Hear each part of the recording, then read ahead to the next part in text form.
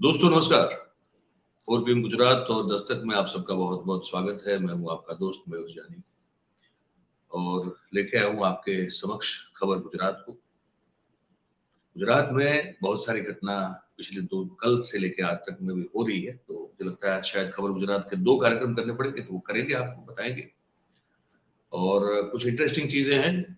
शुरुआत करते हैं गुजरात में जो 15% आबादी रखने वाला आदिवासी समाज है और उनके जो राजा हैं, एक नहीं है भाई, उनके पांच पांच राजा है।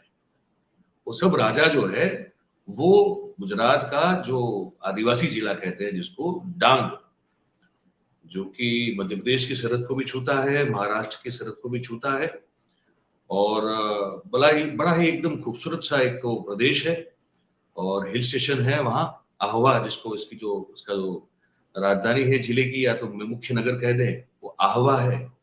और एक जमाना था जहाँ पे उस समय कहा जाता था कि ये जो शेर है वो भी वहां पाए जाते थे और उसकी अपनी बहुत अद्भुत संस्कृति है। मूलतः आदिवासियों का इलाका और उनके ये राजा है पांच। तो हर साल डांग दरबार करके एक उत्सव का आयोजन होता है। ये उत्सव का आयोजन होता है जहाँ पे ये जो राजा हैं सब अपने अपने कबीलों के साथ, अपने परिवारों के साथ आते हैं। वहां पे उनका बहुत सम्मान किया जाता है, उनकी जो अभी भी प्रजा जो मानी जाती है उनके द्वारा, और सरकार की ओर से उनको कुछ प्रीवी पर्स भी मिलता है, अभी भी मिल रहा है, ऐसा चल रहा है। हालांकि इसमें अंदर की कहानी तो बड़ी करुण है। वो ये है कि हमने कुछ स्टोरीज की थी कुछ सालों पहले, ये जो राजा हैं, जो आज भी उनके उनको पद तो राजा का ही है, लेकिन अगर राजा के आप राजा को मिलने के लिए जाओ डांग के, फिर उनकी जो स्थिति आप देखोगे तो आपको लगेगा कि ये इससे तो बेहतर स्थिति शायद शहर में दहाड़ी करने वाला कोई आम आदमी होगा, उसकी भी अच्छी स्थिति होगी। ये भी एक हकीकत है। लेकिन अब क्योंकि पर्व है, मनाया जाता है, तो हमने कहा कि इसके बारे में बात करें, शुरुआत करें। तो पांच राजा हैं, थोड़ा बता दें आपको। हम प्रबंध करने वाले हैं कुछ दिनों में ये भी, कि बीच में जैसे हम कर रहे थे कि आपको कुछ विजुअल्स भी साथ में हम दिखा दें, ताकि आपको पता चले कि भाई ये आदमी अकेला बोल रहा है, कुछ दिखा तो रहा नहीं है, लेकिन कोशिश करेंगे कुछ कुछ विजुअल्स आपको इसमें साथ साथ में दिखा सकें। पर ये बता दें आपको कि पांच राजा है और राजा को जब मैं कह रहा हूं कि वो प्रीवी पर्स या सालियाना जिसको कहते हैं वो मिलता है साल का सरकार की ओर से, लेकिन वो बहुत कम है। तो राजा फिर जो है वो छोटा मोटा मजदूरी से लेके, खेत मजदूरी से लेके ऐसा कुछ काम कर लेते हैं, पर आज भी उनको ये मिलता है, ये बताना आपको जरूरी था। अब बताते हैं आपको, एक रिपोर्ट हमारे पास है। उनका मान सम्मान राजा की तरह होता है और साल में एक बार ये डांग जिले में, उसका जो मुख्य मथक है आवा, वहां पे उनकी सवारी निकलती है। और जैसे वैसे निकलती है जैसे अपने जमाने में राजा अपनी नगरचर्या को निकलते थे प्रजा का हालचाल जानने के लिए, ऐसे ही अभी भी निकलते हैं। और गवर्नर साहब जो होते हैं राज्य के, और राज्य के कुछ कैबिनेट मंत्री भी होते हैं, उस समय उपस्थित होते हैं, जो चुने हुए प्रतिनिधि हैं, वो भी उनका सम्मान करते हैं। और 1970 के दशक की शुरुआत में ही आप सब जानते हैं कि इंदिरा गांधी ने जितने भी राजे रजवाड़े थे इन सबका प्रीवी पर्स, यानी कि जो पॉलिटिकल पेंशन होता था, या तो सालियाना जिसको कहते हैं, जो हर साल मिलता था, उनके मिलकत के रख रखाव और उनके जीवन निर्वाह के लिए, उनकी जो भी लाइफस्टाइल है उसको मेंटेन करने के लिए वो बंद कर दिया था। लेकिन ये शायद एकमात्र ऐसे राजा हैं पूरे देश में जिनको आज भी वो पेंशन मिलती है। और रकम बड़ी छोटी सी है, लेकिन यह है कि सरकार की ओर से उनको खुद जाकर दी जाती है, इतना मान सम्मान उनका अभी रखा जा रहा है। तो ये रकम जो है वो महीने के 14,000 से 16,000 के आसपास होती है। राजा को महीने का 14 से 16,000 रुपया सरकार की ओर से दिया जाता है। बाकी राजा साहब जो है फिर अपने जीवन निर्वाह के लिए कोई ना कोई छोटा मोटा कामकाज कर लेते हैं। और उतना ही नहीं है, 5 राजाओं के जो उनके नायक होते हैं, जो उनके सामंत या उनके सेवादार होते हैं, उनको भी सरकार ये पेंशन चुकाती है। और उनके नाम के आगे बाकायदा राजवी श्री ऐसा लगाया जाता है।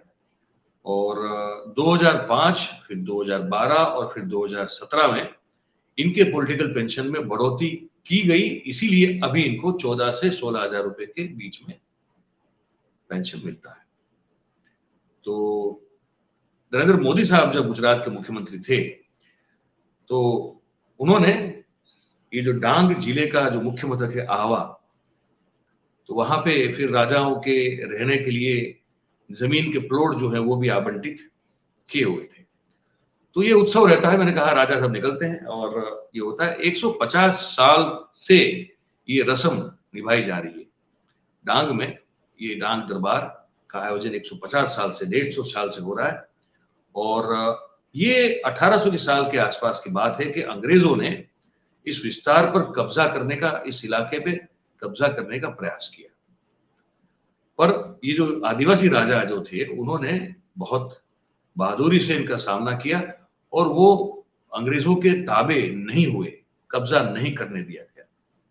और अंत में 1842 में अंग्रेज ने, जो ब्रिटिश थे उस समय तो ईस्ट इंडिया कंपनी थी वो, तो ईस्ट इंडिया कंपनी ने डांग के ये जो राजा साहब जितने भी थे उस समय, उनके साथ फिर एक वो संधि कर ली, ट्रीटी साइन कर ली। और उन्होंने कहा कि ये अब ठीक है भैया, अब हम आपको परेशान नहीं करेंगे। तो ये इसी वजह से फिर इस जीत की खुशी में आदिवासी राजाओं को लगा कि भाई हमने बड़ी एक जो फोर्स थी उनको हमने ठिकाने लगा दिया, उनकी जो अकल है वो ठिकाने लगा दी। अब वो हम पर ना हमला करेंगे, ना हमारा इलाका कब्जा करने की कोशिश करेंगे, ना हम पर अपना हुक्म चलाने की कोशिश करेंगे। इस तरह की एक ट्रीटी, एक संधि पर हस्ताक्षर हो गए। तो फिर ये मामला तो खुशी का था, जीत का था। तो जीत मनाने के लिए ये आयोजन की और ये उत्सव की शुरुआत की गई और इसी को नाम दिया गया डांग दरबार। तो डांग दरबार जो रिकॉर्डेड इंफॉर्मेशन है, डॉक्यूमेंटेड, उसको अगर देख के चले तो 1870 से इसकी शुरुआत हुई और 1876 में धुलिया, वो भी महाराष्ट्र का हिस्सा है, लेकिन उस समय तो ये सब था नहीं ना, वो प्रदेशों की, राज्यों की सीमा का आकलन इस तरह से नहीं था जिस तरह से अब है। तो उस समय धुलिया वो भी एक आदिवासी इलाकों में ही पड़ता है। तो वहां भी 1876 में डांग दरबार की भव्य जो है वो एक आयोजन किया गया था और उसको मनाया गया था। और उसके बाद से लगातार हर साल ये डांग दरबार का आयोजन होता है। और 1954 से लेके ये राजा जितने भी है, जो 5 है, उनको पॉलिटिकल पेंशन भी दिया जाता है। अब हम आपको नाम बता दें राजा साहब के और उनका जो राज है उसको क्या कहते हैं और उनको पेंशन कितना मिलता है, ये हम आपको बताएंगे। पेंशन की रकम वार्षिक होगी, आपको फिर अंदाजा लगाना होगा कि फिर महीने का क्या हो जाता है। राजा साहब है एक किरण सिंह यशवंतराव पवार। इनके राज्य का नाम है गढ़वी राज्य और उनको पॉलिटिकल पेंशन जो है सालाना मिलती है वो है 2,32,650 रुपए, 2,32,650 रुपए। दूसरे राजा साहब है छत्र सिंह भंवर सिंह। इनके राज्य का नाम है आमला राज्य। इनको पेंशन मिलती है सालाना 1,75,666 रुपए। ठीक है। तीसरे राजा साहब है धनराज चंद्र सिंह सूर्यवंशी। इनके राज्य का नाम है वासुर्णा राज्य और इनको जो मिलता है पेंशन सालाना वो है 1,47,553 रुपए। ठीक है। चौथे राजा है तपन राव आनंद राव पवार। इनके राज्य का नाम है दहेर राज्य और इनको जो सालाना मिलता है वो है 1,58,386 रुपए। और पांचवें राजा साहब जो है वो है त्रिकम राव साहेब राव पवार। उनके राज्य का नाम है पिंपरी राज्य, और इनको जो सालाना मिलता है पेंशन वो है 1,91,246 रुपया।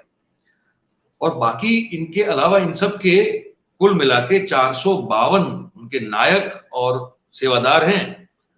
उन सबको जो सालाना, सबको मिला के 452 लोगों को जो सालाना दिया जाता है वो दिया जाता है 6,33,000,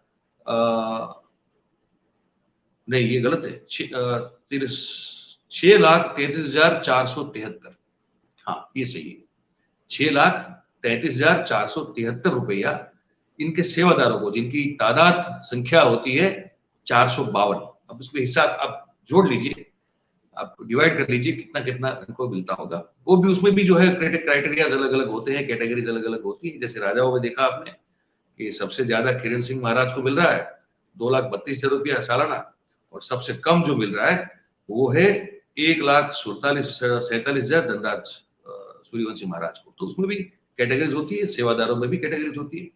सरकार कुल मिला के सालाना जो पैसा चुकाती है वो है 7,23,000,